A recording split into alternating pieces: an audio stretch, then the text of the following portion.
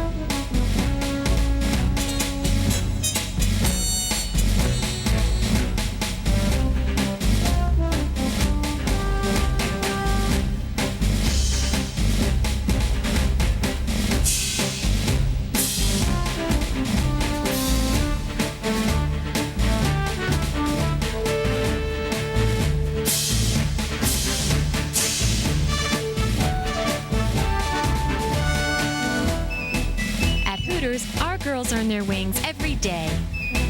Hooters, it's not just a restaurant, it's an adventure. So I said to Henny, of course chickens are more important to Hooters than owls. Who? Chickens, that's who. I beg to differ. Well, peg all you want. Without chickens, there'd be no chicken sandwiches or chicken salad. Or Hooters famous chicken wings. There'd be no Hooters if it weren't for chicken. It's really not wise to even argue the point. That's because I'm right. No, that's because you're not going to be around long anyway. Chicken. Hello, everybody, and welcome to Louisville, Kentucky, home of the world-famous Kentucky Derby, the 1996 PGA Championship, but this week, the home of the second annual Hooters Jordan Tour Collins Pro Classic. I'm Lee Moore. And I'm Kim Breel. Lee, just a year ago, a young man from New Zealand took the title here on this old municipal golf course. Craig Perks became the first pro to win at Seneca Golf Course since Gary Player won his first ever professional event in the United States, and that was in the year 1958. That year, Player won the Kentucky Derby Open, which had a whopping $20,000 purse.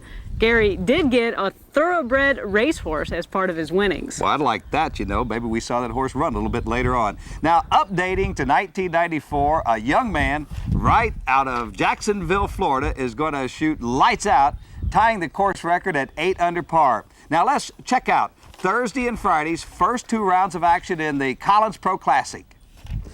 Seneca Golf Club is said to be one of the most difficult courses in the state of Kentucky. Now, some of our Hooters Tour players would concur, but during round 1, one of our young guys had found Seneca to his liking. Steve Carter of Jacksonville, Florida, had the best round of his career. His 8 under par 64 is going to tie the course record and place him at the top of the leaderboard after Thursday's first round of play. I birdied the first 3 out of the box, 10, 11, 12, and then I made 2 real good pars. I didn't hit very good shots and managed to get away with par, and then I made 2 more in a row, and then birdied 18. If I can keep driving it pretty straight and putting well, hopefully I'll be talking to you on Sunday. Vance Feasy of Senatobia, Mississippi is looking for eagle here on the par 5 fifth 10th hole, but he's going to settle for birdie as he posts scores of 71-74. Ryan Howison, who has made every cut except 1, is going to card a 2-day total of 144, making the cut here by a single stroke. Meanwhile, Steve Flesch of Edgewood, Kentucky was a Monday qualifier. This birdie at the number 10 hole is his 6th in a row. He's going to post a 6 under par 30 at the turn. He's going to move to 7 under on Thursday. He shot rounds of 67-72 and is 3 shots off the lead. Brian Contact of Phoenix, Arizona had rounds of 72-68. A rare 3-putt here at number 7 gives him a par. A couple of other names to watch this weekend. Michael Foster, who tied for second in Albuquerque just a couple of weeks ago. He's even par, 8 shots back. And Andrew Morris of Needham, Massachusetts, if you remember Andy, who played well in Texas, he came in tied for second after a playoff down there. But here, he's 4 under par, just 4 shots in back of our leader. Craig Perks, last year's co-player of the year and the winner here at Louisville, is coming off surgery on his toe, but right now he's at -6 and is going to be a player to watch the final 2 days. After 36 holes of play, a young man with strong ties to the owner of the Wendy's restaurant chain, Dave Thomas, is going to hold a 2-stroke lead. Stephen Larrick of Blythewood, South Carolina is the guy we're talking about. He had rounds of 67-69. He's parked in first place. Now, a couple of familiar names and a new name share second place. Steve Pope, remember him? From Clinton, Mississippi, won just a few weeks ago at Atlanta's the guy we're talking about. And last year's winner, Craig Perks of Lafayette, Louisiana, and Andy Spooner of Dallas. There are 5 at 5 under par after this point. That's Carl Paulson of Virginia Beach, Ray France of Mount Pleasant, South Carolina, Sean Haberstroh of Scottsdale, Arizona, Lincoln Blackman of Lincoln, Nebraska, and keep an eye on Steve Flesh of Edgewood, Kentucky, tied for 10th. And that's right now after 2 rounds at -4. Jamie Burns of Jacksonville, Florida, Andrew Morris of Needham, Mass, Brian Contact of Phoenix, Arizona, and Chip Drury of Atlanta. When we return to This Week on the Hooters Tour, a guy who has been to the show is going to be joining us, and we'll show you what happened early in the week at Louisville, Kentucky at the Collins Pro Classic. Also, we'll give you some real flavor of life in the Bluegrass State as we meet a family in their old Kentucky home. Hi, I'm Ronnie from Albuquerque Hooters. Don't touch that dial. Kim and Lee will be right back.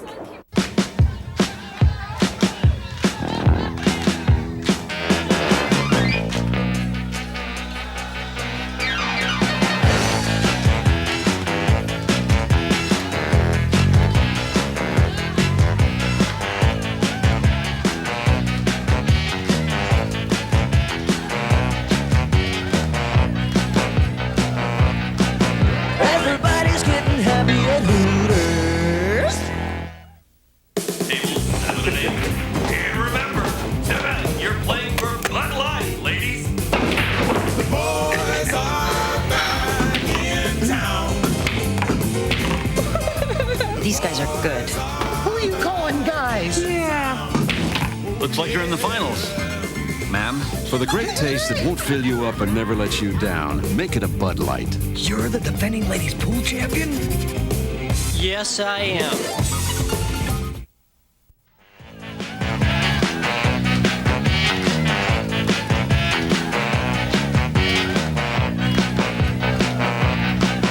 Everybody's getting happy at Hooters. Kim, earlier in the week, we had the big Pro Lady event, always a favorite on our tour. Now, Hooters Jordan Tour Pro John Huff led his team of Diane Ogle, Phyllis Minoy, and Nancy Judy to the win in that big Mix 102 event. They had combined scores of Huff 69, then they had the ladies' scramble score of 4 under par 68. That gave them their winning total of 137. Pretty good. Not bad at all. In one of the largest Pro-Ams sponsored by WHAS Radio, there were several special celebrity guest players, including Louisville basketball coach Denny Crum, former NBA star Rick Roby, former heavyweight boxing champion Jimmy Ellis, and Kentucky guard Junior Brady. Taking first place honors lead was the team of Andrew Morris. They turned in a scramble score of 15 under par 57. Taking first place in a playoff were his teammates of John Yarmouth, Brian Yarmouth, and Jerry Jones. Also finishing at 57, but losing in the playoff was Steve Thomas's team of Lonnie Baker, Finley Trosclair, and Don Kincaid, along with celebrity Garrett Gomez. At the same score right there locked into him was Curtis Worley's team. Now that was Kevin Collins, Keith Nutter, and Tom Poole, along with the celebrity coach we mentioned earlier, Denny Crum. Now on Monday, Kim, excitement. Excitement again. We've had the 10-spot qualifier, and at this event, this was the largest 10-spot qualifier to date. There were 3 players tied for medalist honors: Ron Acree, John Finster, and Steve Geisler. They posted 4 under par 68s, and the 7 others making the field were Burns, Dowdall, Flesh, Lehman, and Gross. Now, in our big shootout that was held this week because of some weather problems earlier in the week, it was held on Saturday, that was sponsored by the Drug Emporium Group, Steve Pope prevailed over a field of 10 to take that $500 first place prize. And speaking of first place, a fellow that's been accustomed to high finishes both in golf and tennis is our profile. At the age of 38, Curtis Worley has built a quite impressive resume. He was a recognized junior player out of San Diego who was highly recruited by many of the top golf programs in the country. I remember going to University of Houston on a full scholarship, and the coach telling us, because we were freshman players, that we would never play on his team, they never have, and blah, blah, blah. And I told him after the meeting that, I'd already won the city amateur, San Diego, and the county amateur, and was running up in the Southern Cal amateur. And I was beating some of the top amateurs in Southern California. And I told him I was ready to play tournaments full time. I was ready. He was ready because he'd been playing 365 days a year since he started junior golf. He could handle pressure. He was a born winner.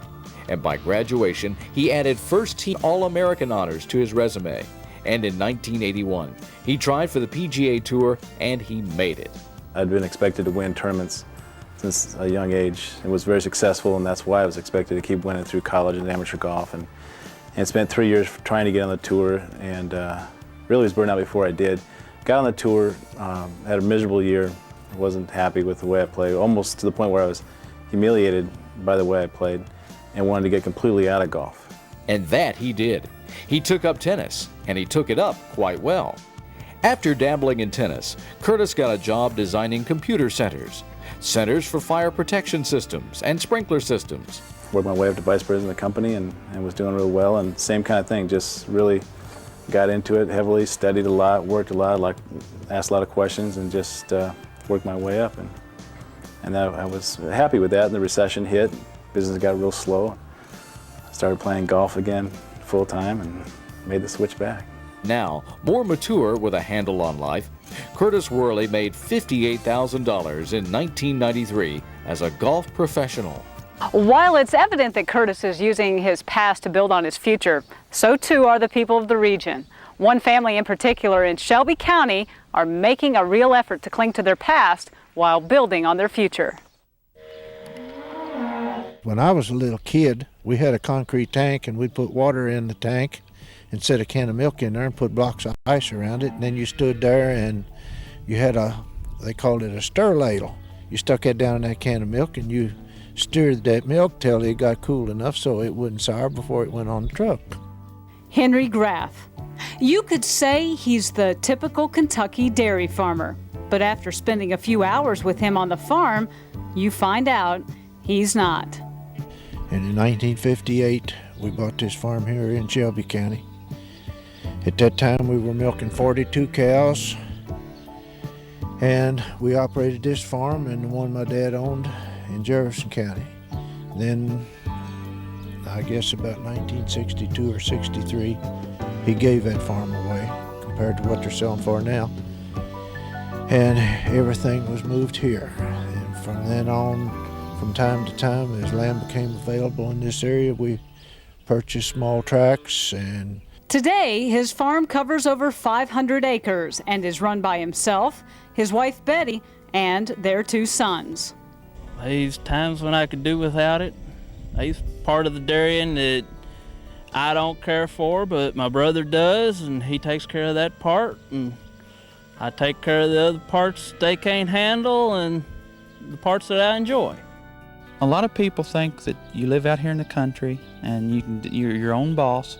You can do whatever you want. You can go out here and one day you can decide to plow. Yeah, I'm going to go plow. Or the next day you can decide, well, I'm going to plant corn, or I'm going to milk the cows this morning. Tonight I'm not going to milk the cows. No, you can't do that. Charles has become the business manager per se. He's watched Dad grow in livestock and land, and now he's become a vital part of the business. Well, when I was 9 or 10, we fed all the cows were fed by hand. We put it out in what we call a feed cart, and you'd shove it out there through the barn, and you take a scoop, and you scoop it out individually for each cow. and you fed them according to what you thought they were given as far as milk production. You gave them so many pounds of feed each day.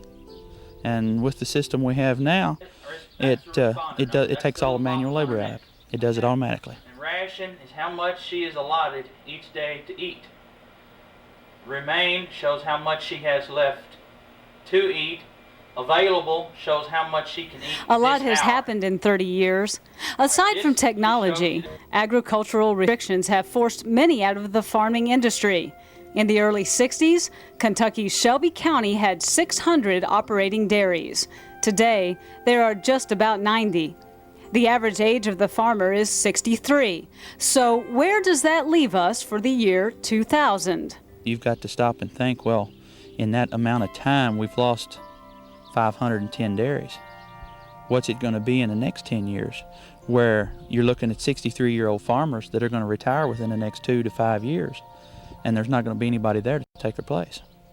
Agriculture is looking at something here within the next 10 to 15 years that this country has never seen before. And I don't think a lot of people realize it. Charles's dad, Henry, does. And Henry's dad, who is now 92 and still plowing, does. But when it's all said and done, 4 a.m. milking, working the fields till 5 p.m., and milking again till 7:30, it's a lifestyle of choice. You know, Kim, when talking about real winners in life, this family certainly has to qualify. And talking about real winners, we'll give you ours as we get to the final 2 rounds of the Collins Pro Classic. So I said to Henny, of course chickens are more important to Hooters than owls. Who? Chickens, that's who. I beg to differ. Well, beg all you want. Without chickens, there'd be no chicken sandwiches or chicken salad, or Hooters famous chicken wings. There'd be no Hooters if it weren't for chicken. It's really not wise to even argue the point. That's because I'm right. No, that's because you're not going to be around long anyway. Chicken.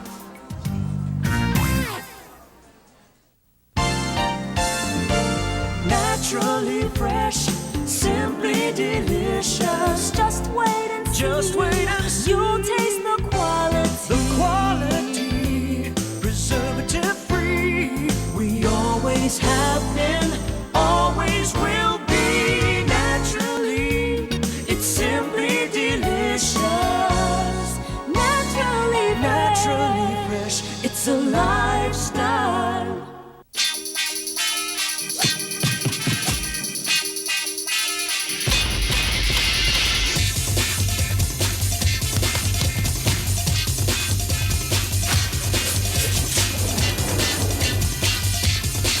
Are you still drinking the old thing?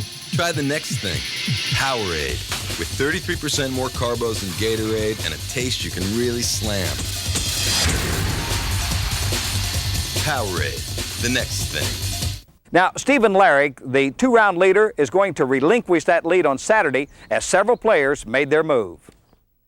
Round 3 at Seneca Golf Club has a young man leading a professional event for the first time. Stephen Larrick of Blythewood, South Carolina, was at 136 starting the day and had a 2-stroke lead over his next competitor. Larrick would play protective in the 3rd round with few highlights to speak of. He does birdie the number 9 par 4 hole, and he'll lose 3 shots to par, posting a 75.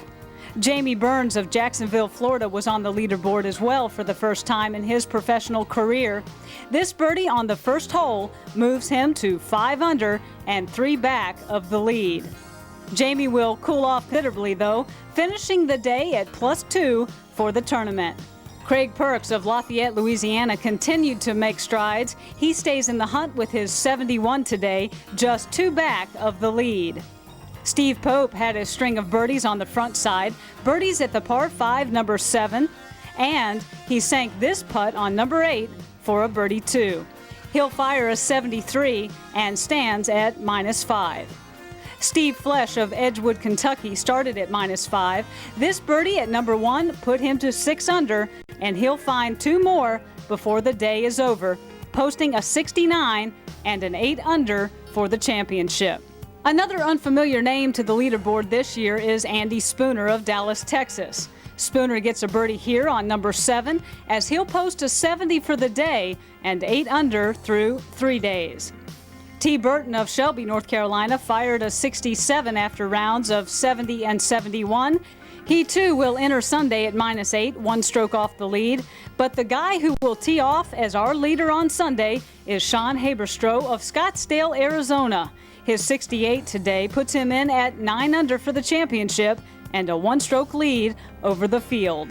After 3 rounds, Sean Haberstroh has a 1-shot lead over 3 others: T. Burton of Shelby, North Carolina, Andy Spooner of Dallas, and Steve Flesch. The 2 at -7 are Craig Perks and Jeff Gov of Seattle. Alone at 6 under par is Eric Johnson of Eugene, Oregon. 5 players, including second-round leader Stephen Larrick, are at 5 under par. The others are Steve Pope, Brian Contact, Ray Franz of Mount Pleasant, South Carolina, and Chris Anderson. Now, Haberstroh's 1-stroke lead is going to quickly evaporate on Sunday. A new name is going to battle his way to the first-place check on Sunday. A 24-year-old who has only played in 5 Hooters events is our leader entering Sunday's final round. Sean Haberstroh of Scottsdale, Arizona, bogeys number 1 to fall back to 8 under. He'll make a lot of pars to post a 73, not good enough for the top prize. T. Burton of Shelby, North Carolina, played steady and consistent, putting him in the last group of the day. However, it would not be his turn to win, as he'll fire a final round 76 and finish tied for 19th. Ray Franz of Mount Pleasant, South Carolina, has been known to make a move on the final day. With 4 shots to make up, he'll birdie number 1. The run stops there, though, as his 72 cashes in, tied for 12th. His playing partner today, Brian Contact of Phoenix, Arizona, also birdied number 1. He too will finish with a 72, tied for 12th. Curtis Worley of Coronado, California, made a good run as he posted a 5 under par 67 today. He'll jump 12 spots, finishing tied for 3rd with our defending champion, Craig Perks. Perks made a lot of pars today as well. He shoots a 2 under par 70 for a 279 total, 3 shots back. Late in the day, the focus was on 2 players. The first, Eric Johnson of Eugene, Oregon. It appeared that Eric was on his way to winning for the first time this year. After a chip-in birdie at the par 3 8th hole, Johnson makes this putt for birdie on number 9. He just misses birdie on the par 5 10th hole and sinks this birdie on number 11 to move to 5 under for the day, 11 under for the tournament, and our current leader with 7 holes to play. But a Monday qualifier was also playing well. Steve Flesch of Edgewood, Kentucky, had a large gallery of followers as he would post a 4 under par 68. This putt on 18 sealed a 1-stroke victory over Eric Johnson. You know, just trying to make a par, which is sometimes the hardest thing to do, I guess. You know, more or less just trying to hit down that right side. You know, let it leak back into the fairway. Kind of pulled it, and you know, kind of gouged it out of the rough up by the green, and chipped it up, made a putt. You know, it's just fortunate, I guess, that the putt went in. Again, Steve Flesch is going to take first place with a 276 12 under par score. Just a shot off the pace is the Hooters Jordan Tour all-time leading money winner, Eric Johnson. Now, he's going to pick up his biggest check of the year, $8,500. There were a couple at 279, Curtis Worley and Craig Perks. The foursome at 8 under par included Rob Moss of Parma, Ohio, Jeff Gov, Andy Spooner, and Sean Haberstroh. Alone in 9th place is Craig Bowden of Bedford, Indiana, and 2 were at 6 under par, Ricky Smallridge and Steve Pope. When we return on This Week on the Hooters Tour, Doug Barron shows us how to hit that right to left shot, or commonly known as the draw. Yeah, I got that one. Anyway, rules official Jeff Harlow is going to be along to tell us about an unlikely ruling. Now, I want to hear about that. Fellow Americans, recently it's been reported in the national media that I am preoccupied with Hooters. I wish to state for the record that I have not been sneaking out in the middle of the night and going to Hooters. Reports that I have been seen eating a big plate of nearly world-famous chicken wings are simply not true. It's just another attempt to discredit the policies of this administration. Thank you.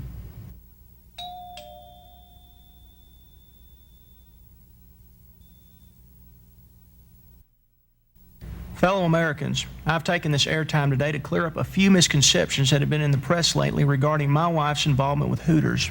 At no time prior to or since my having been elected president has my wife invested in Hooters. My wife has made some investments from time to time, and she does have some stock holdings. She has some IBM and some General Motors and some mutual funds, but she does not have any Hooters. Thank you.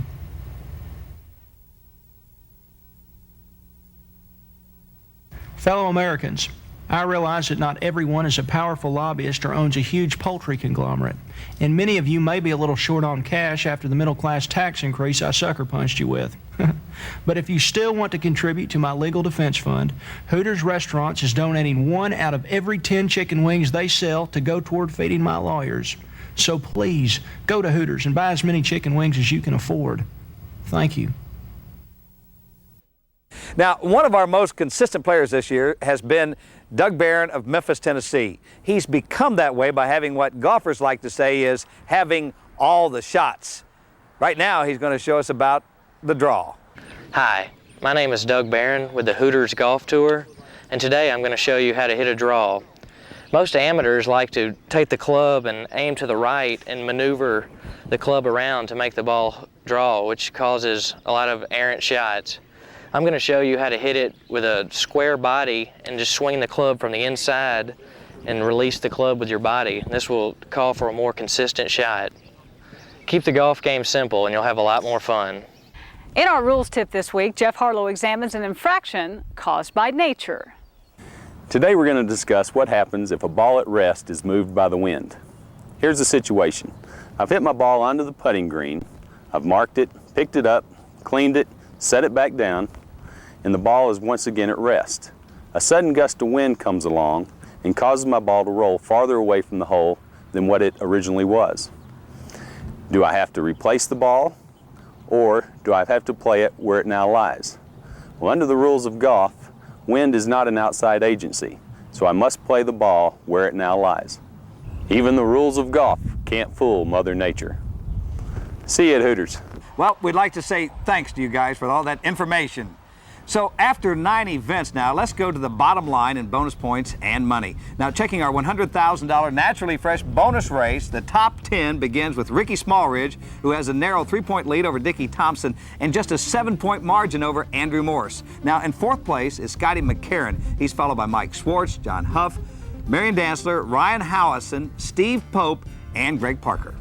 In the money after our Louisville event, Ricky Smallridge holds a commanding lead over Jimmy Green, who has taken a couple of weeks off. And Green is followed just about $1,000 back by Dickie Thompson. Atlanta winner Steve Pope is just over $23,500. And after that, it's Paul Claxton, Steve Thomas, Scott McCarron, Mike Schwartz, Brant Jobe, and Andrew Morse. What a week it's been, Kim, here in Louisville, Kentucky, our second trip in. Lots of cooperation. Now, the weatherman was the only exception. Still, the event produced a worthy champion and a great display of championship golf by our Hooters Tour pros. We'd like to thank Eddie Tyree at the Seneca Golf Club and the city of Louisville, the fine folks of the Hooters in Louisville, and our friends in the media. Yep, well, our next stop's going to be back home again in El Paso, Illinois, and our great friends at the El Paso Country Club. It's the big ice draft WIHN Classic. Now, please join us again next week for This Week on the Hooters Tour.